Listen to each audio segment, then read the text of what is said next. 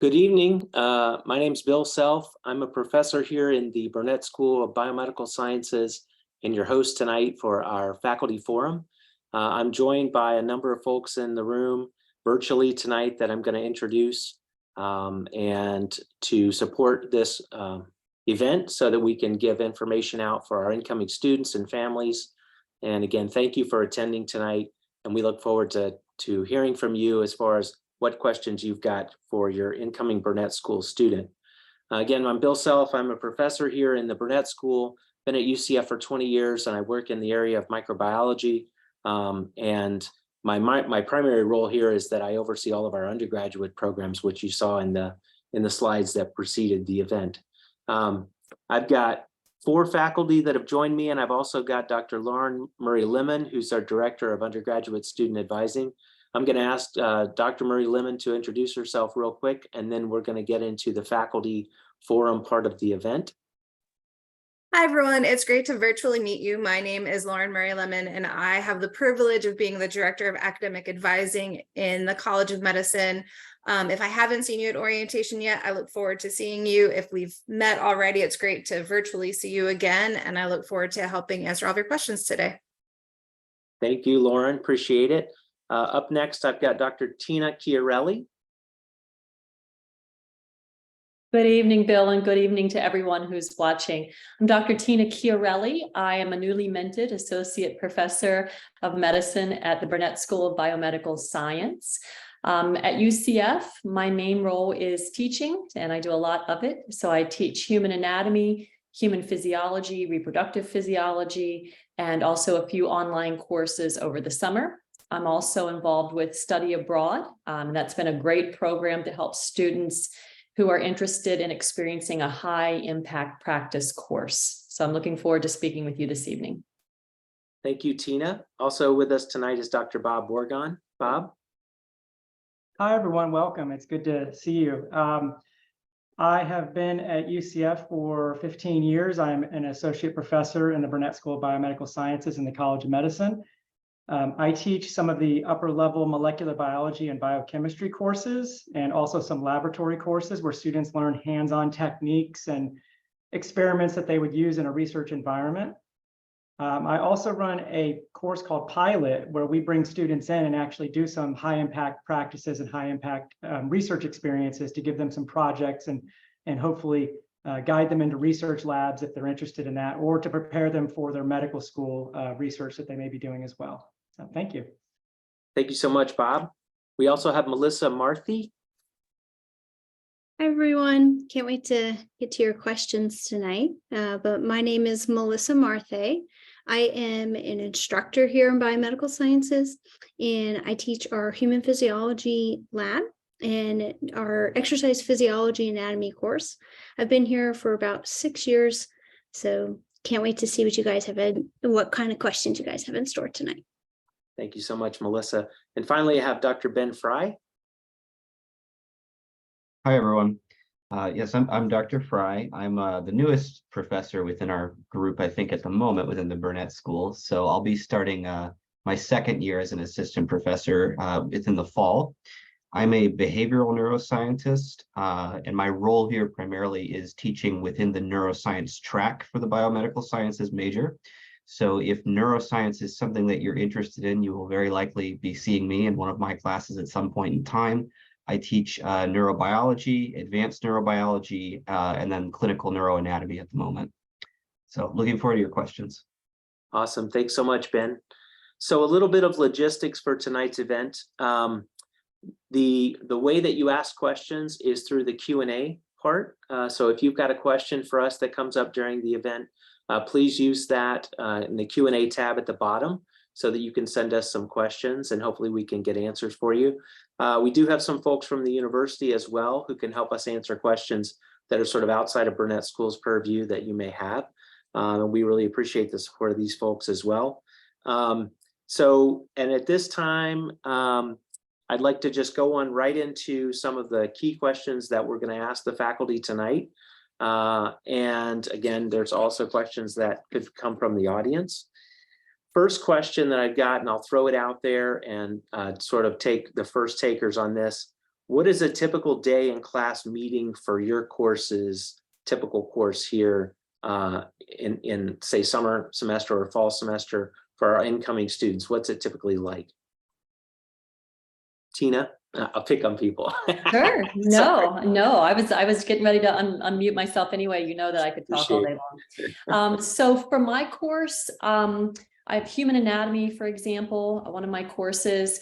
I teach 2 very large lectures, Monday, Wednesday, Fridays. First section is from 7:30 to 8:20. Students love that one, as you can imagine. And then the second section is 8:30 to 9:20. We also have an honors section of that, and then an online section for students who are working remotely. Along with that, students will also meet once a week for a 3-hour lab. It's about 2 hours and 50 minutes. So some students will go from lecture to lab, and others will have lab either some other time in the day or some other day of the week. Yep. Thank you. Any other takers on that one? I'll add on to something Tina said. Similar course structure, but many of us have been working to make our courses virtually accessible as well. And even our laboratory courses, if possible, if feasible in some cases. So right now, I've really been trying out a very flexible schedule with the course where students can take it in person. For example, my summer course is a 4-hour block, Monday, Wednesday. Students can attend that 4 hours, or they can watch the videos on their own. They can take the exams on their own with flexibility. They can take the assignments, they're open for a couple of days. So that's the goal, is to be as flexible and accommodating as we can with where we are now. Yeah, I appreciate that, Bob. And know that also we are working to support the faculty in that goal. We're somewhat limited sometimes on the schedule. So for example, we're trying to work out the kinks, and this is for everyone's understanding, is what you typically will see is a student will have to register for a virtual section and then a virtual lab, for example. So if you're in a virtual lecture and a virtual lab, those are easy to link.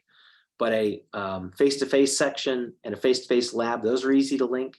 But getting to be able to have a cross bridge where the student wants to take the lecture virtually, but then the lab in person, that one is one that we're working on in terms of our scheduling. And it's not easy to do right now, but know that that's kind of the work that we're doing on the schedule. If it's appropriate for the course and if the faculty member is in favor of that kind of structure, because obviously we defer to the faculty on all of those kinds of decisions. So anybody else on the basic what's your class like question or modality issues that I think are top of mind in 2023? It's okay, we can move on. Those are pretty representative. So this is a really good one. I think this is a really important one that I know incoming students are going to want to know answers to, or at least advice. What resources do you think students should utilize if they start to struggle in your courses? And we know that does occur. And a lot of times, in my opinion, students don't reach out to faculty as much as they should. Or as quickly as they should. So maybe hearing it directly from you will help. Let me ask Melissa, since she hasn't gone yet. Yeah, of course. The first thing that came to mind when you asked that question was office hours. We all have office hours regularly scheduled in the week, and I can't speak for other professors, but mine go largely unutilized. I don't have as many students attend my office hours as I would like. And I have them in person and virtual, so, to accommodate different schedules. So I think my initial reaction off that question was office hours, because, I'm there to help you. I want to help you. So if you're struggling in the course, reach out sooner rather than later would be better. And we can meet in office hours and, kind of identify what part you're struggling with and make a plan for what we need to do going forward. Yep. Ben, in your year here now experience, what do you think that students would probably want to do if they start to struggle in a course that you're teaching? Well, I will say too, yes, it does seem like a lot of times people are more reticent to reach out to the professor, but I know myself and most of the other teaching faculty in our department employ a pretty large number of undergraduate TAs who are all people who have taken courses with us before and are really just excellent. They've been vetted by us. I try to have my TAs host revision sessions and things of that nature, and they all host their own office hours too. So you can always reach out to them. And certainly as well, don't be afraid to go down and speak with the advisors in the Burnett School as well. Dr. Murray Lemon, et cetera, they're all excellent in the advising office. Yep. Thank you so much, Ben. Okay, so we'll move on. I haven't seen a new question coming in from the audience, but again, I'll remind those audience members that if you want to send us a question for the Faculty Forum panel, you can use the Q&A tab at the bottom to send us some specific questions that you may have. They could be specific to Burnett School. They could also be some general questions that you've got for your incoming student. So now I'll open it up a little bit more in terms of interest. So how did you discover your interest in the life sciences? Bob? I can actually track mine back to my high school algebra teacher and AP biology teacher. So I actually can link where I am today with a PhD in biochemistry and molecular biology back to that inspiration. They just cared so much, and really the energy and dedication. They were the best teachers I've ever had. And I mean, I've had a lot of great teachers, but they were the ones that stand out to me. And they just pushed us and taught us everything, taught me critical thinking, I think was the key, even the algebra teacher, which is not life sciences. So those can be really, really motivating and inspirational. But what was important was when I got to college, the very first semester I took a genetics course, and it was a smaller class. It was an honors class with a professor who taught in the biology department. And I asked him within the first week or two, hey, do you have any research available? And he said yes. And I ended up working in that lab for 3 years. And that was very important growth for me, to learn the techniques, to learn about the environment. And that motivated me to continue into graduate school, that experience itself. So I'd say mentorship was the key to getting me to where I am here. And as Melissa said, reaching out to the professors in office hours, it also could turn into mentorship, where we can give you this advice and feedback and our experiences. Yeah, absolutely. Thank you, Bob. I'll move down to Melissa, kind of go out of order this time, shake things up. Yeah. So my background was a little bit more complicated because I didn't originally, that's not originally where I went. So my undergrad is in exercise science and biochemistry. So I was thinking more exercise science, maybe nutrition, dietetics route. And then once I went that route, I realized maybe not that route and tried something else. I worked in a hospital system for about 2 years in Pittsburgh before coming to academia at UCF. And so for me, it was just like trial and error to see what I liked and find the spot where I thrived. And fortunately, I think I found my spot now. It wasn't a smooth path. But for me, it was just trial by error, just to see, where do I fit in? What do I like? What do I not like? And trying it out that way. Awesome. I mean, that happens, and definitely it's true for life in many ways.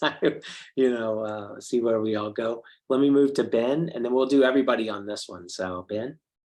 Yeah, so actually, I think like Melissa, my experience coming to academia was kind of strange too. I didn't go to college till I was in my mid-20s. I was a non-traditional student, dealing with all of the, all the hardships that kind of come with like being first generation and all that.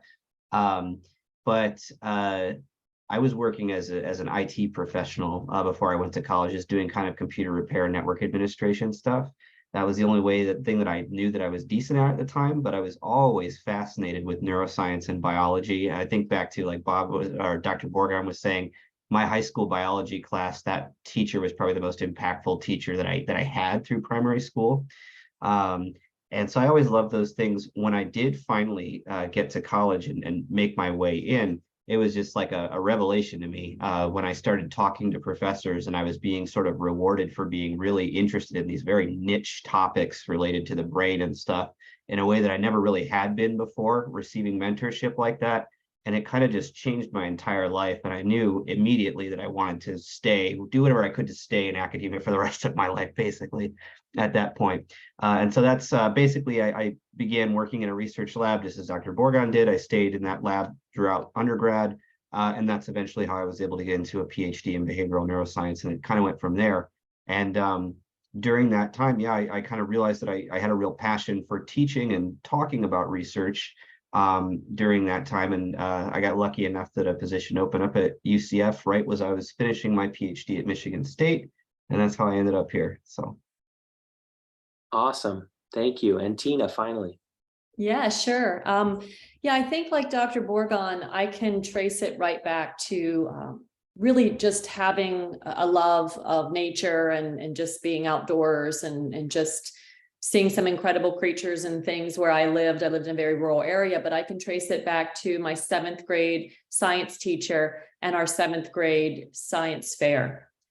She really taught us to have this, to be inquisitive and to have a mind where you always ask why does this happen this way, and just to look for answers and to always continue to push that way. And I think I held on to that through my undergraduate career, and then moving into my doctoral work, my master's, and then my doctoral work, which was at the Smithsonian's Conservation Biology Institute. And so I think that's just, I continue to be a student, and I continue to ask the whys. Awesome. Thank you so much. I know there's a question in the Q&A. It's kind of a follow-up onto this, and I think I'll kind of give my background and then maybe throw it out for a couple of follow-ups.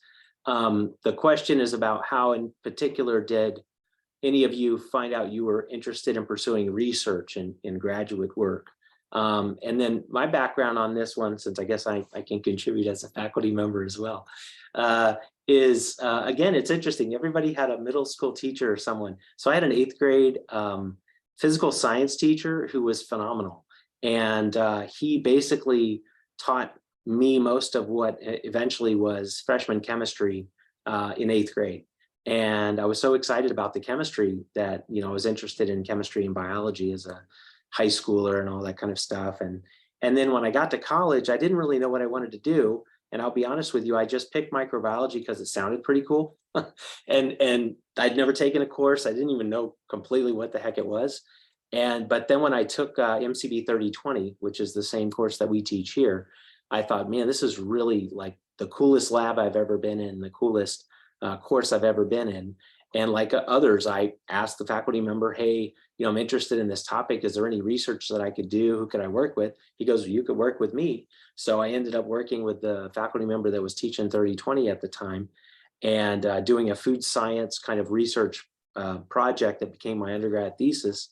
That led me to a job that I did after undergraduate for 1.5 years. And then that job was kind of boring. So I was kind of like, well, this is cool, but it's really, really boring. So I got to do something besides this because this isn't going to make it. So then he said, well, you should come back to graduate school, one of my old professors. And so then I applied to grad school and got in, and I'm like, wow, I can get paid to be a graduate student. Some really awful assistantship, but I actually don't have to pay tuition. So I was pretty ignorant and went back to school. And then in grad school, there was a faculty member who was teaching a course and everyone hated it and I loved it. And I was like, can I rotate in your lab? He's like, sure. So I'm still doing the research project that I did 25, well, probably more than that, in that faculty member's lab. I just wrote an NIH proposal with, references back to the work we did back in the mid 90s. So it just happened, and it's exciting when you think back on it, like, how did that happen? But it does. And so my advice to the incoming students is I wouldn't worry too much about planning too much, except for the fact that you want to do your best, treat the undergraduate experience a little bit like a job, and that you've got to do well in your courses and you've got to get up every day and go to class and the equivalent of getting ready for your exams, and then have a lot of fun extracurricular activities around that to prepare yourself for your career. But don't sweat the details of exactly where you're going to be in 15 years, because you probably won't be right. And so you got to keep an open mind in that. But any other follow-ups from faculty in terms of their interest and when some of those events happen based on this? Yeah, I think for me, it's just saying yes to opportunities and not being afraid to go after those opportunities. I was very fortunate to go to a university for my undergrad where students had, if they so chose, had the ability to shadow graduate students and then have their own kind of spin-off projects of that. And so I had already had that research experience under my belt, going away from or graduating my undergraduate degree. And, like Melissa, I originally was not planning to go to graduate school. I was planning to go to veterinary school, because it was just the kind of, if you loved animals, that was kind of the way you were being pushed. And it wasn't until I did an internship after graduation, before I was getting ready to enter into vet school, that internship changed everything. I was introduced to a research department, and I just thought it was fascinating, and the troubleshooting that they did and the unique opportunities they had to work with all those same animals. And so those connections then led me back to graduate school, and then eventually getting my master's and my PhD. Awesome. Anyone else before we move on? Yep, go ahead, Ben. Well, I was just going to say, just to add in there, I think a common theme is that, you get out what you put in to these experiences. And so being open is definitely part of it, but also, again, just knowing that, yeah, you will get out of it what you put into it, the time that you put into it, et cetera, those sorts of things. You will open more doors for yourself that way. Absolutely. Great advice. Anyone else? Okay. Let's shift gears to something a little more mundane and boring, but something important for folks like me, the syllabus. So first of all, let me just give the folks online an important lesson. When you start in a course, every faculty member has in every course and a syllabus. Obviously, nowadays it's on Canvas or in our online learning environment for every course. The syllabus is extremely important. The syllabus is in fact a contract, a legally binding contract between the faculty member and the students in the course. And it's very serious at the university that the syllabus has all the kinds of elements that the university requires that a syllabus has all the information that a student needs to be successful in a course, has all of the grading, details that are necessary and all of that. And it's also something that by the end of the first week has to be complete and sort of a done product, so that students are all the students that have either registered for the class or added the class during drop add or can recognize what the requirements are. And it's a contract that folks like me, administrators, have to sometimes deal with when there are disputes. So, but everyone's syllabus is also, there's a lot of academic freedom in syllabus in making syllabi, because, everybody, I'm definitely not going to regiment these folks in Burnett School on exactly what their syllabus should look like.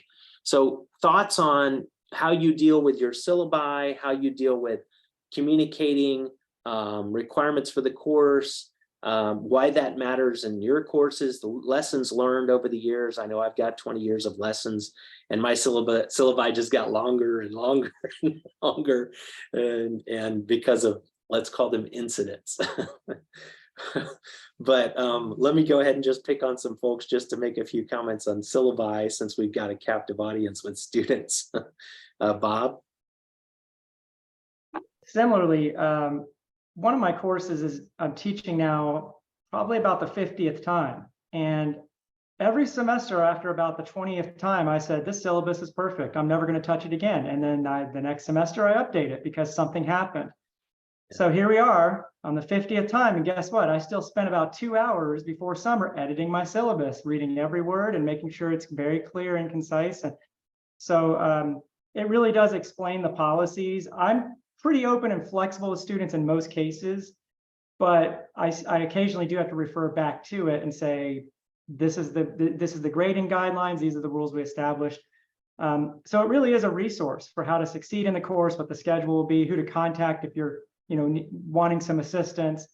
I don't know that anyone looks at it very often, or students really spend time with it, but it is a really valuable resource for getting in the mind of the professor. So interestingly, when I was a student, I also did not look at the syllabus, but if I were to take courses today, I probably would sit down and read every line of it before I started that class with that professor, just to get a feel for what they're thinking, what they like, what they don't. And I think it will help you connect with them. And then if you went to talk to them and say, hey, I saw this thing in your syllabus about this, they'd be excited that somebody wanted to discuss it with them. So it's a lot of valuable information about how to succeed in the course.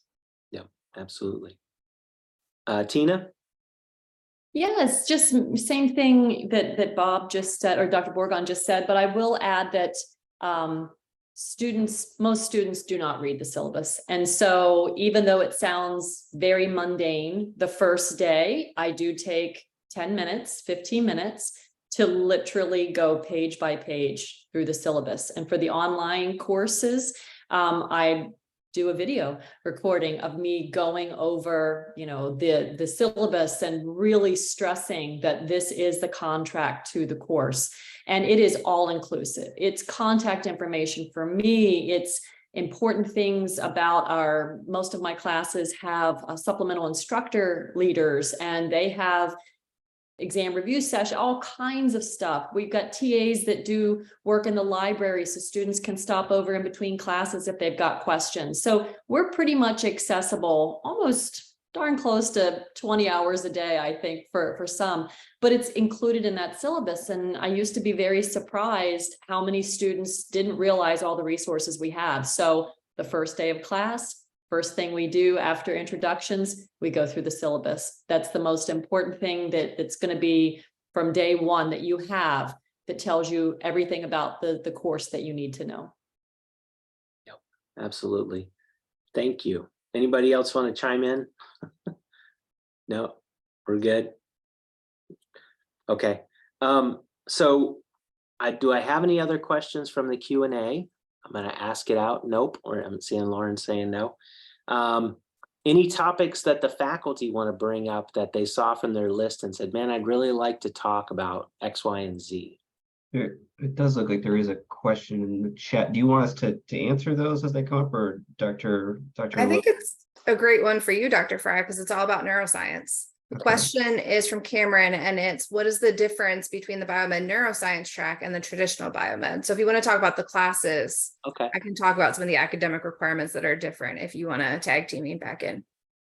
Sure, yes. So the neuroscience track, and this is still relatively new here, involves, you're still taking, your core background in essentially molecular biology, which is really the core of biomedical science, right? But you're getting, in addition to that, your neurobiology, maybe clinical neuroanatomy, several electives related to those sorts of things that are going to go deeper into that track and prepare you potentially for, a research experience in a neuroscience lab, maybe getting into graduate research if you're interested in that, or potentially, going down the line, when you want to go to medical school, you're interested in, I don't know, a specialization in neuroscience or psychiatry or something of that nature. So it's just the extra elective courses that are in there that are related to it that complement the rest of the molecular biology that you're getting. Awesome. So I just discovered the Q&A, by the way, so I have to admit that, and yes, it is recorded for all to see. So thank you, Lauren. I think that's a good opportunity for me to go back a little bit and just give an overview of our programs real quick. And I mean real quick, as was in the slide deck that you would see at the beginning of the program, we have basically 6 undergraduate programs. And we have our largest in terms of enrollment is biomedical sciences. That's probably what you've heard of us for as far as our history here at UCF. We've had previous degree programs that sort of morphed into biomed. So what you'll hear the most. Our biomedical science program is our more interdisciplinary in terms of coursework. We have the similar core requirements for all of our majors. They're not exactly the same, but they're similar in molecular biology courses, biochemistry requirements, for many microbiology requirements, immunology is required of all students.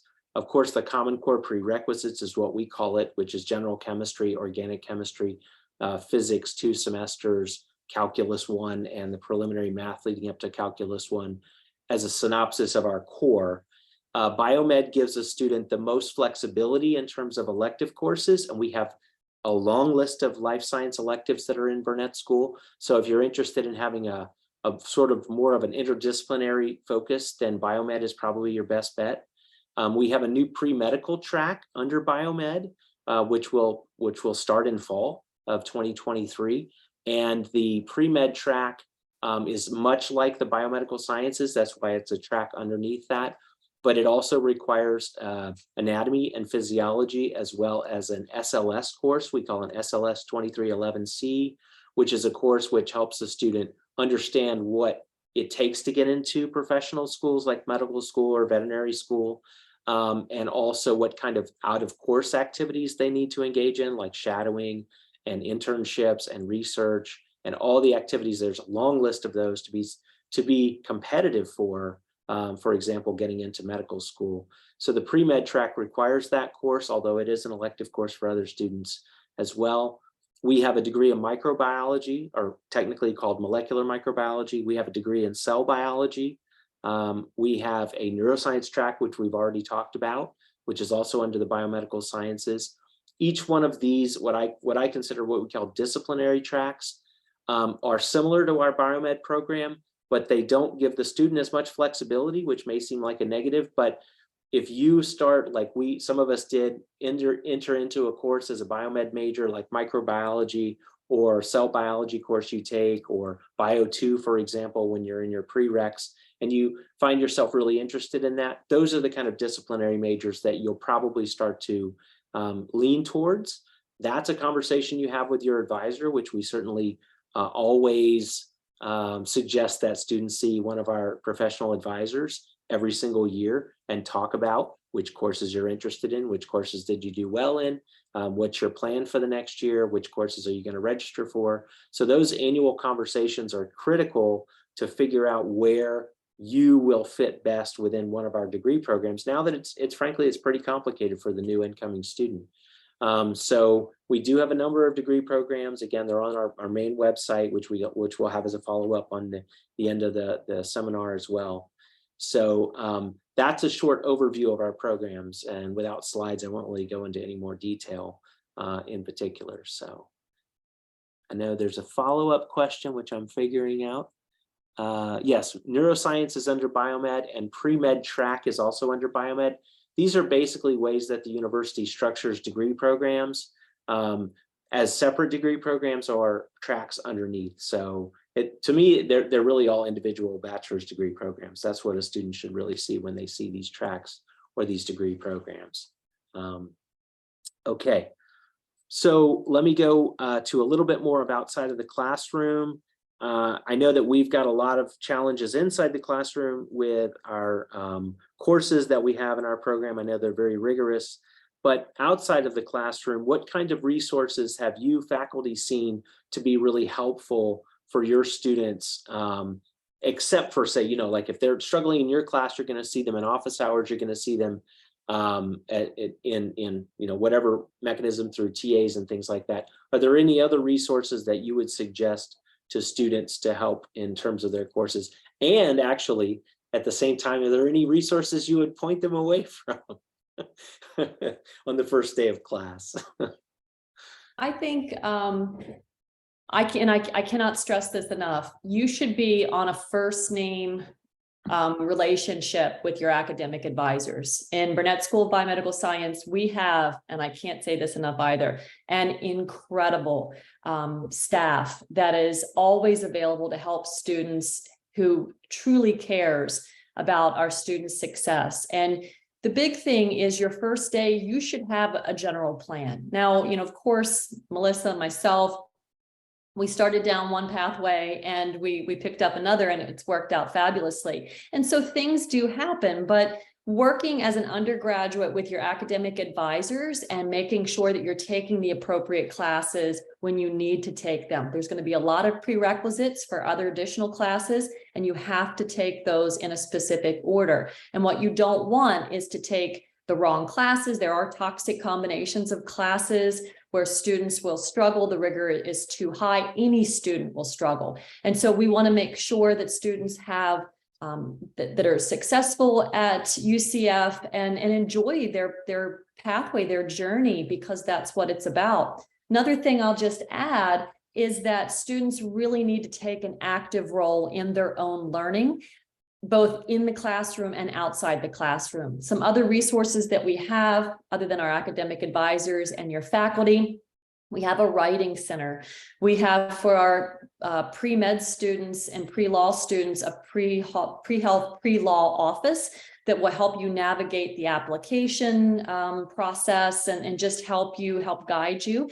That we have a student union that is got wealth of information in regards to classes, or excuse me, in regards to groups and clubs that you can get involved in that will help you then make those connections and network to do things like internships if you so choose. And just, you know, again, it's just being active, and I can't stress that enough, being active in your own learning.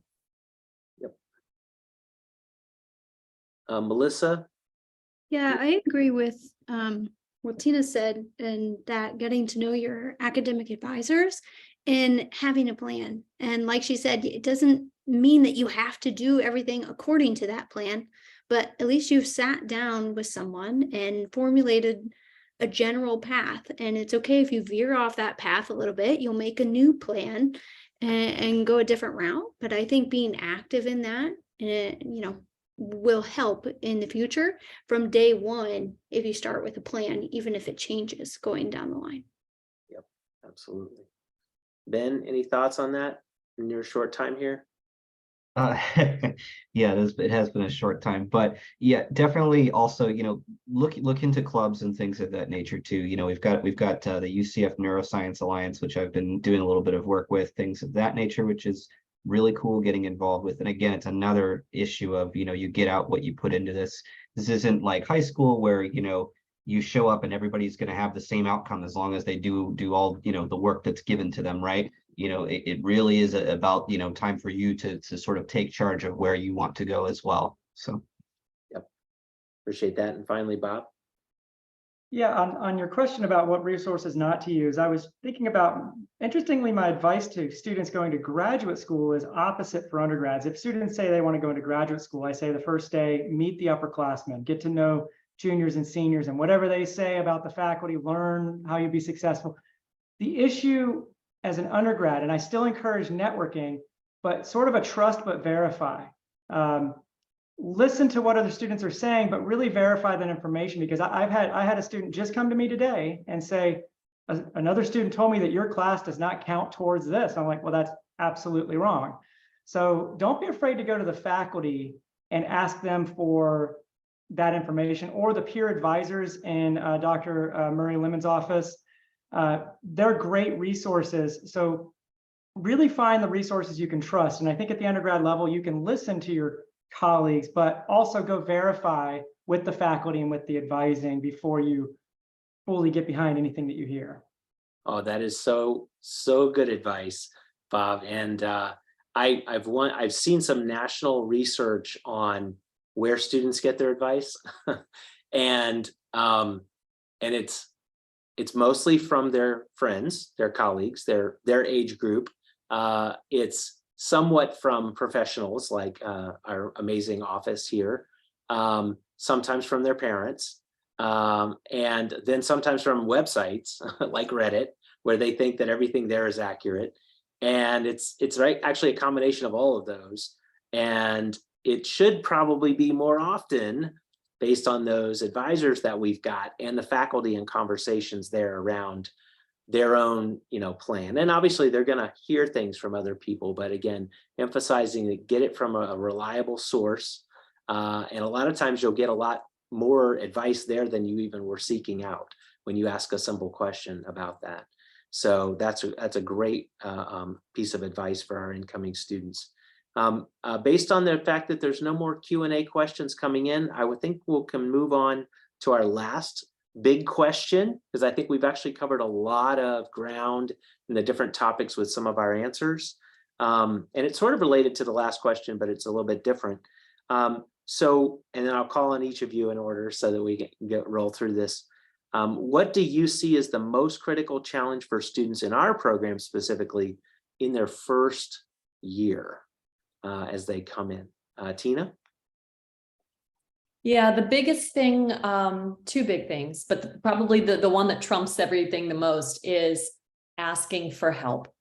And students, whether they might have this misconception that they feel like they have failed if they have to ask for help, or they're not working hard enough if they have to ask for help, right? How's it go? Help will always be offered at Hogwarts for those who ask for it. I think that I can't stress that enough. I would rather, and I don't know a faculty member on this panel that doesn't think the same way. We would rather answer the same question 50 times rather than, not have anybody ask anything. And we're here to help you. We're here to help get you from point A to point B in your academic journey. And so that's part of our job, that we're passionate and educators, and that's what we're here to do. So asking for help, even if it seems so simple and so trivial, I'd rather answer that question and move on so that you're able to lay that foundation, that strong foundation to build on top of. And the second thing is time management. Going back to something that Dr. Fry said, this is not high school. The memorize and regurgitate will not work. The cramming will not work, especially in our biomedical science courses. So it is truly learning that material, learning how to apply it. And it really comes down to spending time with that material every single day.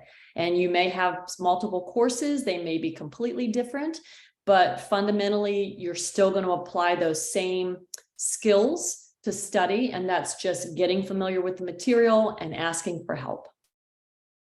Thank you so much, Tina. Let me call on Melissa. Anything to add on to that? Yeah, the first thing that came to mind when you asked that question, and it's really just from my own experience in my undergrad, was learning how to study. And everybody likes to study in a different way. For me, in my undergrad, I could not study in my dorm room. It wouldn't get done. I would try, but I'd get distracted. I'd end up laying on the bed or eating a snack or something.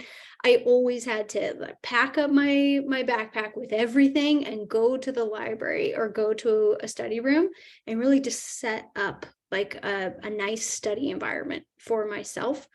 And, if that means, different color highlighters or, a special notebook, whatever it is for you, I think just exploring that in your first year and finding, what works for you would be very beneficial just right from the beginning. Awesome. Great advice. Let me call on Ben and then we'll do Bob. I think too, I would echo probably the biggest thing that came up to my mind was the time management thing that Dr. Chiarelli said. But on top of that, I think I would encourage you to, when reflecting on that, because you're going to come into your first semester and you're going to have all this stuff that seems like dumped on you at once. You really kind of want to avoid the mindset where you're perceiving everything as it all needs to get done, right? You need to kind of like get the mindset into like setting down some time. All right, I'm going to tackle this task, then I'm going to move on to the next task, then I'm going to move on to the next task, right? Instead of just allowing yourself to be overwhelmed. So definitely focus on that. And there's a lot of resources. It seems like I'm failing to come up with some off the top of my head, but time management is such a common topic that comes up in undergraduate. And it's a topic that is important for, everything you're going to do even beyond college, right? So spend some time thinking about that, and it certainly it'll help you. Yep. And Bob? What came to my mind, and I completely agree with the other panelists, they took all the good ones, but what came to my mind immediately was confidence and really enjoying what you're doing. And those are the students that have the most fun and that really succeed here. I think when I look back at my own college career, I was intimidated easily by the rigor of the material at some point, chemistry especially, where, oh, well, that looks too hard, so I don't want to try it. And I sort of talked myself out of not doing it because I felt like it was too difficult. Looking back, I've tried to now adapt my courses for that type of student to provide them the resources to say, here's a homework written by me with exactly what you need to know in a critical way and critical application, critical thinking. So I try to answer that with these practice problems and really encourage it. But for me, gain the confidence that you can do it. You wouldn't be here if you weren't capable, here at UCF. And as I look back at college, there's really not much that I couldn't have done now if I would have just taken an hour and really sat down, read the book, really focused on that material to learn it. So I think having confidence that you can do it from day one, that like this is a very manageable career. This is a very manageable major. You've got a lot of resources. we provide you the tools to be successful. But as Dr. Fry said, you get out of it what you put into it. So throw yourself into it, have confidence you can do it, and honestly have fun and enjoy it. Thank you all so much. I'll add a little bit to that I usually tell incoming students. That first freedom that you get that first week, depending, especially these days, my goodness, post-COVID, like the freedom level could be tremendous with the flexibility of some of our courses. It's very tempting to think well, I don't really have an exam until the 4th week. So, I've got all this free time on my hands for the next week or two, and I'll catch up because I know that stuff and et cetera, et cetera. Way back in the 1980s, I had to go to class because we had to go to class. And nowadays you still have to go to class if it's in person, but you can watch it online and catch up, at 1.5 speed, which is what I actually have heard my own kids doing. I'm like, what are you, nuts? So don't allow that freedom to distract you to the level that you get way too far behind in that first semester. Then you're playing catch up the entire time, and the level of anxiety and stress go through the roof. Try to do your best to have a reasonable time management schedule that allows for you to have fun, allows for you to do things outside of the classroom. But also, again, like I always say, it's like a full-time job. You basically need to be in your courses and doing your activities each week to make sure you're on track to be able to do as well as you can.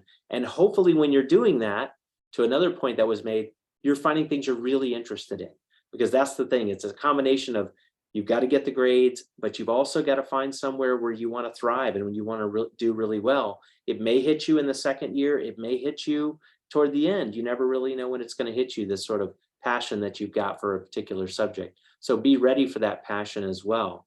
I think that's really important for incoming students who a lot of times bring a lot of passion, but then get derailed and distracted in that first month or so that is coming into the university, which is a really big place. I did have one question in the Q&A, which is, how are virtual labs different from in-person labs? And I think we'll try to get a couple of opinion answers on that real quick, and then we'll close it out. So let me call on that with Bob, who's sort of been at the forefront of dealing with, during COVID and post-COVID, online versus virtual labs. Right, it is something we are trying to support and are going to continue this option for students because of the flexibility. For example, in summer, they often have jobs and other obligations, so we want to accommodate that. Our virtual labs are videoed and recorded, and we have an introduction, and then we take the students through every step of the protocol where we're pipetting, they're pipetting with us with the camera. We explain what we're doing, why we're doing it. And of course, there's some cuts where there need to be, but they can watch the entire protocol. Sometimes it's an hour, sometimes it's 30 minutes. And we provide them with their data, with numbers, and then they analyze that data and write it up as if they had performed it on their own. That's awesome. That's great detail for that kind of question. Tina, did you want to mention anything on the anatomy side of the house, which is a challenge? Yeah, sure. So for our online students, or online only students that don't come into in-person labs at all, what we've done is we have developed a YouTube channel where we have every lab that an in-person student would sit through, it's videoed. So you have your teaching assistant or the lab coordinator up and going through models, doing specimen dissections that the students in person would do, working with our 3D dissecting table, the anatomage. And so it's essentially, it's the same thing that you would see, but it's in a virtual setting. And so we've had, oh my goodness, probably close to 300,000 views of our YouTube channel, which we're really proud of. And so that's the difference between the in-person and virtual anatomy labs. Awesome. Thank you so much. Very relevant topic for our incoming students. And again, I want to just thank all of you, the faculty members that have joined us today, and Dr. Murray Lemon as well, and our folks from the university. We really appreciate the opportunity to give some, we think, some sage advice to incoming students, and know that we're here for you when you get here, and certainly when you come into our programs here in Burnett School. So thank you again, and we'll see you.